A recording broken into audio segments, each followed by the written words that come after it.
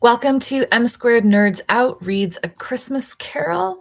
Today we're on Stave 4, The Last of the Spirits. The phantom slowly, gravely, silently approached.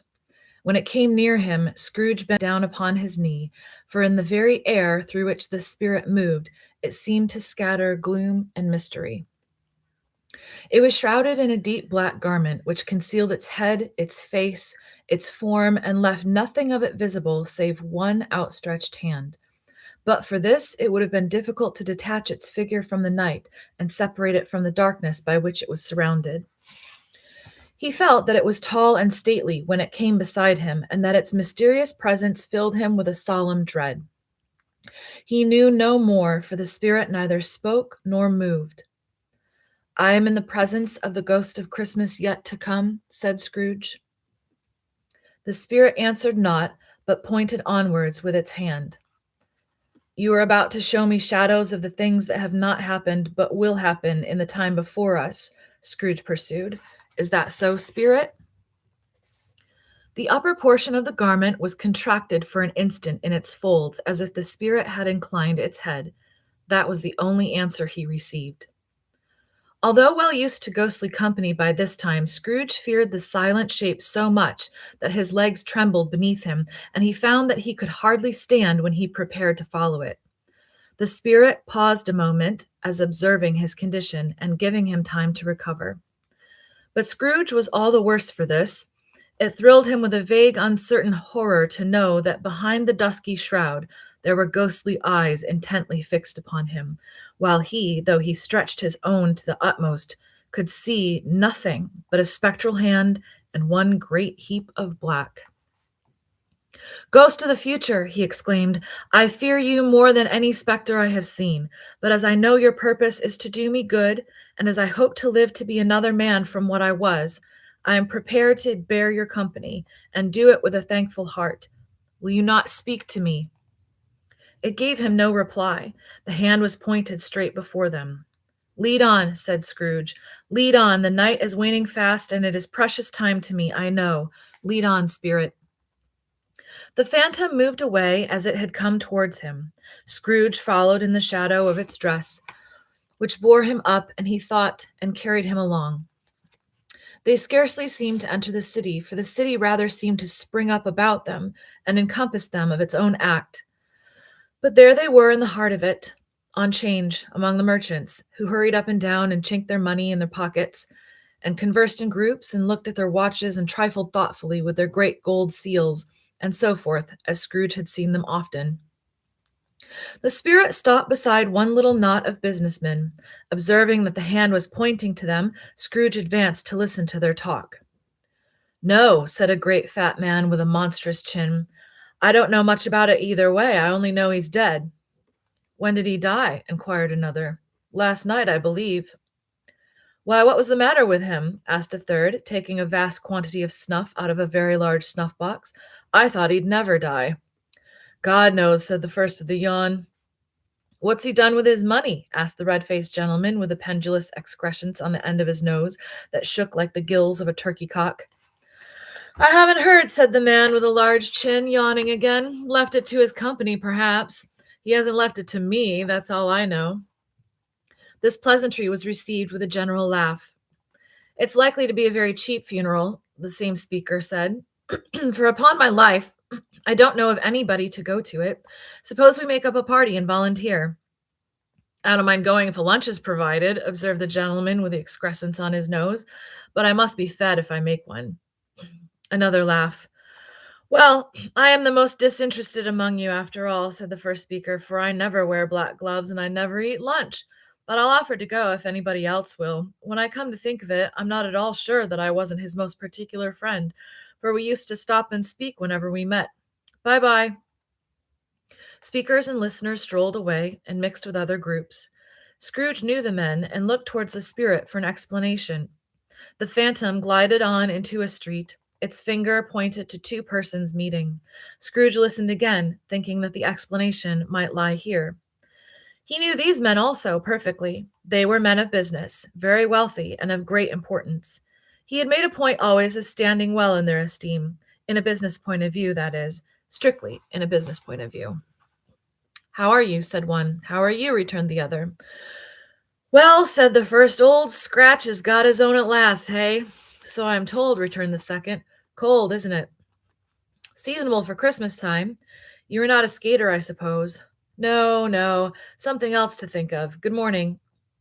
Not another word. That was their meeting, their conversation, and their parting.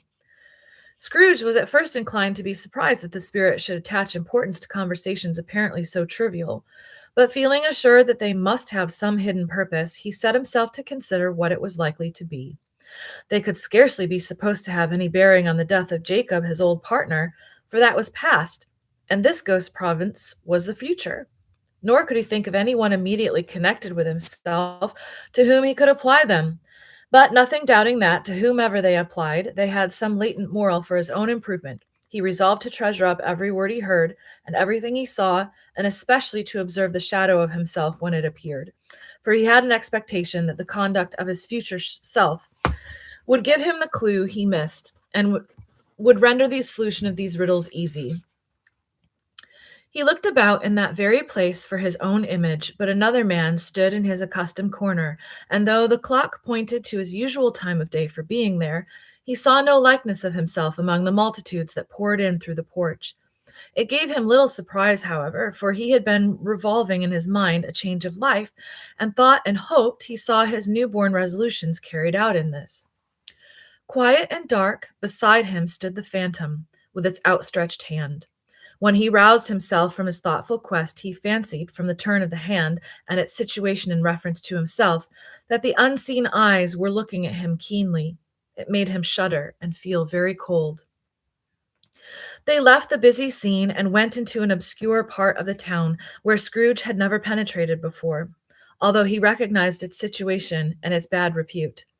The ways were foul and narrow, the shops and houses wretched, the people half naked, drunken, slipshod, ugly. Alleys and archways, like so many cesspools, disgorged their offenses of smell and dirt and life upon the straggling streets, and the whole quarter reeked with crime, with filth and misery. Far in this den of infamous resort, there was a low-browed beetling shop below a penthouse roof where iron, old rags, bottles, bones, and greasy offal were brought. Upon the floor within were piled up heaps of rusty keys, nails, chains, hinges, files, scales, weights, and refuse iron of all kinds. Secrets that few would like to scrutinize were bred and hidden in mountains of unseemly rags, masses of corrupted fat, and sepulchres of bones. Sitting in among the wares he dealt in, by a charcoal stove made of old bricks, was a gray-haired rascal, nearly 70 years of age, who had screened himself from the cold air without by a frowsy curtaining of miscellaneous tatters hung upon a line, and smoked his pipe in all the luxury of calm retirement. Scrooge and the Phantom came into the presence of this man just as a woman with a heavy bundle slunk into the shop. But she had scarcely entered when another woman, similarly laden, came in too, and she was closely followed by a man in faded black, who was no less startled by the sight of them than they had been upon the recognition of each other. After a short period of blank astonishment, in which the old man with the pipe had joined them, they all three burst into a laugh. "Let the charwoman alone be the first," cried she who had entered first. "Let the laundress alone to be the second, and let the undertaker's man alone to be the third. Look here, old Joe. Here's a chance, if we haven't all three met here without meaning it." "You couldn't have met in a better place," said old Joe, removing his pipe from his mouth. "Come into the parlor. You were made free of it long ago, you know, and the other two ain't strangers. Stop till I shut the door of the shop. Ah, how it squeaks! There ain't such a rusty bit of metal in the place as its own hinges, I believe, and I'm sure there's no such old bones here as mine. We're all suitable to our calling. We're well matched. Come into the parlor. Come into the parlor." The parlor was the space behind the screen of rags. The old man raked the fire together with an old stair rod, and having trimmed his smoky lamp, for it was night, with the stem of his pipe, put it into his mouth again. While he did this, the woman who had already spoken threw her bundle on the floor and sat down in a flaunting manner on a stool, crossing her elbows on her knees and looking with a bold defiance at the other two. What odds then? What odds, Mrs. Dilbert? Said the woman. Every person has a right to take care of themselves. He always did. That's true indeed, said the laundress, no man more so. Why then don't stand staring as if you was afraid, woman? Who's the wiser?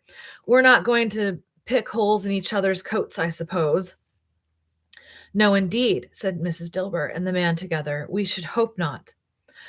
Very well, then, cried the woman. That's enough. Who's the worse for the loss of a few things like these? Not a dead man, I suppose. No, indeed, said Mrs. Dilber, laughing. If he wanted to keep him after he was dead, a wicked old screw, pursued the woman, why wasn't he natural in his lifetime? If he had been, he'd have had somebody to look after him when he was struck with death, instead of lying gasping out his last there alone by himself. It's the truest word that ever was spoke, said Mrs. Dilber. It's a judgment on him.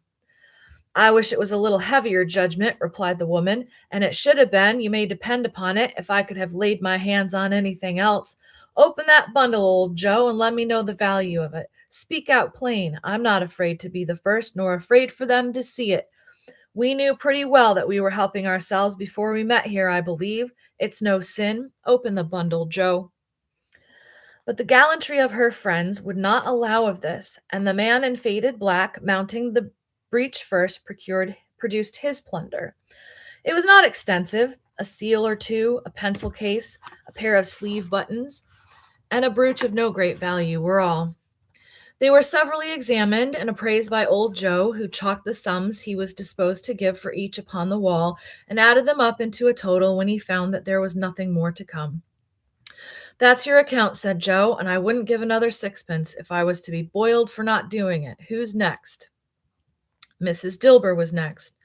Sheets and towels, a little wearing apparel, 2 old-fashioned silver teaspoons, a pair of sugar tongs, and a few boots. Her account was stated on the wall in the same manner.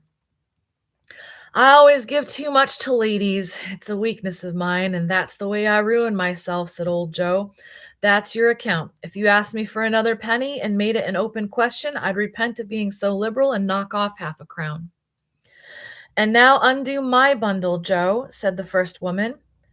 Joe went down on his knees for the greater convenience of opening it, and having unfastened a great many knots, dragged out a large and heavy roll with some dark stuff. What do you call this? Said Joe. Bed curtains? Ah, returned the woman, laughing and leaning forward on her crossed arms. Bed curtains. You don't mean to say you took 'em down, rings and all, with him lying there, said Joe. Yes, I do, replied the woman. Why not? You were born to make your fortune, said Joe, and you'll certainly do it.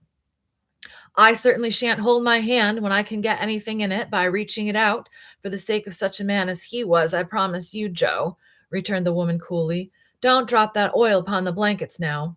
His blankets? Asked Joe. Whose else's, do you think? Replied the woman. He isn't likely to take cold without 'em, I dare say. I hope he didn't die of anything catching, eh? Said old Joe, stopping in his work and looking up. Don't you be afraid of that, returned the woman. I ain't so fond of his company that I'd loiter about him for such things if I did. Ah, you may look through that shirt till your eyes ache, but you won't find a hole in it, not a threadbare place. It's the best he had, and a fine one, too. They'd have wasted it if it hadn't been for me. What do you call wasting of it? Asked old Joe. Putting it on him to be buried in, to be sure, replied the woman with a laugh. Somebody was fool enough to do it, but I took it off again. If calico ain't good enough for such a purpose, it isn't good enough for anything. It's quite as becoming to the body. He can't look uglier than he did in that one. Scrooge listened to this dialogue in horror. As they sat grouped about their spoil in the scanty light afforded by the old man's lamp, he viewed them with a detestation and disgust which could hardly have been greater, though they had been obscene demons marketing the corpse itself. Laughed the same woman, when old Joe, producing a flannel bag with money in it, told out their several gains upon the ground. This is the end of it, you see. He frightened everyone away from him when he was alive, to profit us when he was dead. Spirit, said Scrooge, shuddering from head to foot. I see, I see. The case of this unhappy man might be my own. My life tends that way now. Merciful heaven, what is this? He recoiled in terror, for the scene had changed, and now he almost touched a bed, a bare, uncurtained bed, on which, beneath a ragged sheet, there lay a something covered up, which, though it was dumb, announced itself in awful language. The room was very dark, too dark to be observed with any accuracy, though Scrooge glanced round it in obedience to a secret impulse, anxious to know what kind of room it was. A pale light, rising in the outer air, fell straight upon the bed, and on it, plundered and bereft, unwatched, unwept, uncared for, was the body of this man. Scrooge glanced towards the phantom. Its steady hand was pointing to the head. The cover was so carelessly adjusted that the slightest raising of it, the motion of a finger upon Scrooge's part, would have disclosed the face. He thought of it, felt how easy it would be to do, and longed to do it, but had no more power to withdraw the veil than to dismiss the spectre at his side. Oh, cold, cold, rigid, dreadful death, set up thine altar here, and dress it with such terrors as thou hast at thy command, for this is thy dominion. But of the loved, revered, and honored head, thou canst not turn one hair to thy dread purposes, or make one feature odious. It is not that the hand is heavy and will fall down when released. It is not that the heart and pulse are still, but that the hand was open, generous, and true, the heart brave, warm, and tender, and the pulses a man's. Strike, shadow, strike, and see his good deeds springing from the wound to sow the world with life immortal. No voice pronounced these words in Scrooge's ears, and yet he heard them when he looked upon the bed. He thought, if this man could be raised up now, what would be his foremost thoughts? Avarice, hard dealing, griping cares? They have brought him to a rich end truly. He lay in the dark, empty house, with not a man, a woman, or a child to say that he was kind to me in this or that, and for the memory of one kind word I will be kind to him. A cat was tearing at the door, and there was a sound of gnawing rats beneath the hearthstone. What they wanted in the room of death, and why they were so restless and disturbed, Scrooge did not dare to think. "Spirit," he said, "this is a fearful place. I'm leaving it. I shall not leave its lesson. Trust me. Let us go." Still the ghost pointed with an unmoved finger to the head. "I understand you," Scrooge returned, "and I would do it if I could, but I have not the power, Spirit. I have not the power." Again it seemed to look upon him. "If there is any person in the town who feels emotion caused by this man's death," said Scrooge, quite agonized, "show that person to me, Spirit, I beseech you." The phantom spread its dark robe before him for a moment, like a wing, and withdrawing it revealed a room by daylight where a mother and her children were.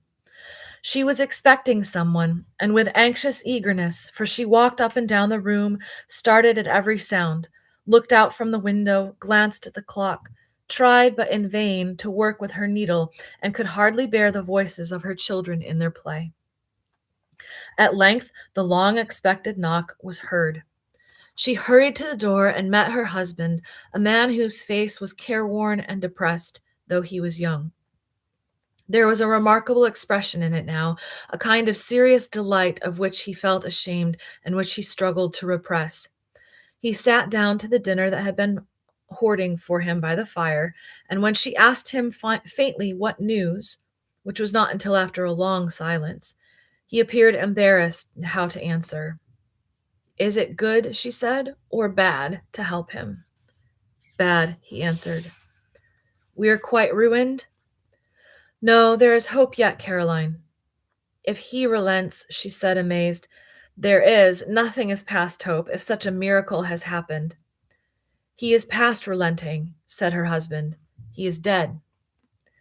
She was a mild and patient creature, if her face spoke truth, but she was thankful in her soul to hear it, and she said so with clasped hands. She prayed forgiveness the next moment and was sorry, but the first was the emotion of her heart. What the half-drunken woman whom I told you of last night said to me when I tried to see him and obtain a week's delay, and what I thought was a mere excuse to avoid me, turns out to have been quite true. He was not only very ill, but dying then. To whom will our debt be transferred? I don't know, but before that time we shall be ready with the money, and even though we were not, it would be bad fortune indeed to find so merciless a creditor in his successor. We may sleep tonight with light hearts, Caroline. Yes, soften it as they would, their hearts were lighter. The children's faces, hushed and clustered round to hear what they so little understood, were brighter, and it was a happier house for this man's death. The only emotion that the ghost could show him, caused by the event, was one of pleasure. Let me see some tenderness connected with a death, said Scrooge, or that dark chamber spirit which we left just now will be forever present to me. The ghost conducted him through several streets familiar to his feet, and as they went along, Scrooge looked here and there to find himself, but nowhere was he to be seen. They entered poor Bob Cratchit's house, the dwelling he had visited before, and found the mother and the children seated round the fire. Quiet. Very quiet. The noisy little Cratchits were as still as statues in one corner, and sat looking up at Peter, who had a book before him. The mother and her daughters were engaged in sewing, but surely they were very quiet. And he took a child and set him in the midst of them. Where had Scrooge heard those words? He had not dreamed them. The boy must have read them out as he and the spirit crossed the threshold. Why did he not go on? The mother laid her work upon the table and put her hand up to her eyes. The color hurts my eyes, she said. The color? Ah, poor Tiny Tim. They're better now again, said Cratchit's wife. It makes them weak by candlelight, and I wouldn't show weak eyes to your father when he comes home for the world. It must be near his time. Past it, rather, Peter answered, shutting up his book. But I think he has walked a little slower than he used these few last evenings, mother. They were very quiet again. At last she said, and in a steady, cheerful voice that only faltered once, I have known him walk with Tiny Tim upon his shoulder very fast indeed. And so have I, cried Peter, often. And so have I, exclaimed another. So had all. But he was very light to carry, she resumed, intent upon her work, and his father loved him so that it was no trouble, no trouble. And there is your father at the door. She hurried out to meet him, and little Bob and his comforter, he had need of it, poor fellow, came in. His tea was ready for him on the hob, and they all tried who should help him to it most. Then the two young Cratchits got upon his knees and laid each child a little cheek against his face, as if they said, Don't mind it, father. Don't be grieved. Bob was very cheerful with them and spoke pleasantly to all the family. He looked at the work upon the table and praised the industry and speed of Mrs. Cratchit and the girls. They would be done long before Sunday, he said. Sunday! You went today then, Robert? Said his wife. Yes, my dear, returned Bob. I wish you could have gone. It would have done you good to see how green a place it is. But you'll see it often. I promised him that I would walk there on a Sunday. My little child, cried Bob. My little child. He broke down all at once. He couldn't help it. If he could have helped it, he and his child would have been further apart, perhaps, than they were. He left the room and went upstairs into the room above, which was lighted cheerfully and hung with Christmas. There was a chair set close beside the child, and there were signs of someone having been there lately. Poor Bob sat down in it, and when he had thought a little and composed himself, he kissed the little face. He was reconciled to what had happened, and went down again, quite happy. They drew about the fire and talked, the girls and mother working still. Bob told them of the extraordinary kindness of Mr. Scrooge's nephew, whom he had scarcely seen but once, and who, meeting him in the street that day, and seeing that he looked just a little down, you know, said Bob, inquired what had happened to distress him. On which, said Bob, for he is the pleasantest spokest gentleman you ever heard, I told him. I am heartily sorry for it, Mr. Cratchit, he said, and heartily sorry for your good wife. By the by, how he ever knew that, I don't know. Knew what, my dear? Why, that you were a good wife, replied Bob. Everybody knows that, said Peter. Very well observed, my boy, cried Bob. I hope they do. Heartily sorry, he said, for your good wife. If I can be of service to you in any way, he said, giving me his card, that's where I live. Pray come to me. Now it wasn't, cried Bob, for the sake of anything he might be able to do for us, so much as for his kind way, that this was quite delightful. It really seemed as if he had known our Tiny Tim and felt with us. I'm sure he's a good soul, said Mrs. Cratchit. You would be sure of it, my dear, returned Bob, if you saw and spoke to him. I shouldn't be at all surprised, mark what I say, if he got Peter a better situation. Only hear that, Peter, said Mrs. Cratchit. And then, cried one of the girls, Peter will be keeping company with someone and setting up for himself. Get along with you, retorted Peter, grinning. It's just as likely as not, said Bob, one of these days, though there's plenty of time for that, my dear. But however and whenever we part from one another, I am sure we shall none of us forget poor Tiny Tim, shall we, or this first parting that there was among us. Never, father, cried they all.